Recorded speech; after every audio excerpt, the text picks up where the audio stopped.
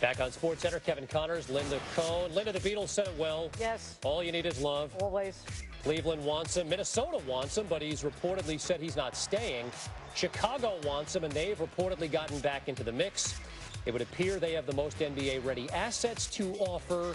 The Cavs, of course, have the LeBron James factor.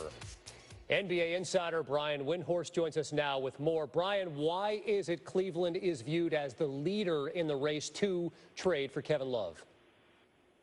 Because the Cavs can offer three different things here. Pretty much the home run type package you're looking for if you're going to trade a star player. They can offer young assets, in potentially Andrew Wiggins, #1 overall pick, and Anthony Bennett, last year's #1 overall pick.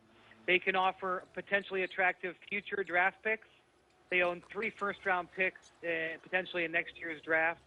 And they can take back bad salary or contracts that the Wolves would possibly want to get rid of, Kevin Martin and J.J. Barea being those two options. That's a home run type package if you're looking to move a star, hitting on all three things teams like to get.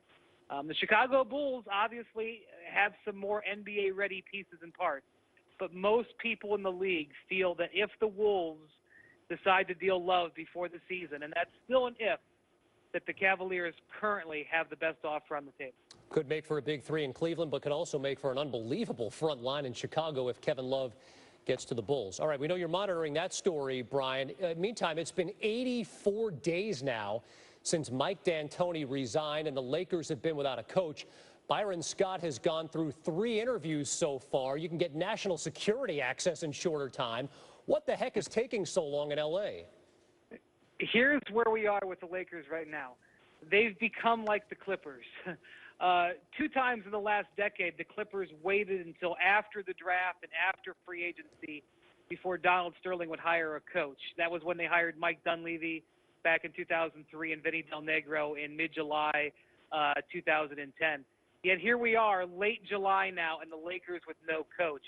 There's a couple of things at play here. Number one, Byron Scott is obviously the top choice, but Byron just got out of a rebuilding situation in Cleveland. He came to the Cavs right as LeBron James left, and he had to coach a team that was putting itself back together. He was there for a couple of years.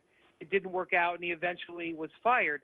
If he's going to be the coach of the Lakers, I think he would want assurances that he's not going to be a placeholder while they rebuild their team. And that may be him driving a bargain that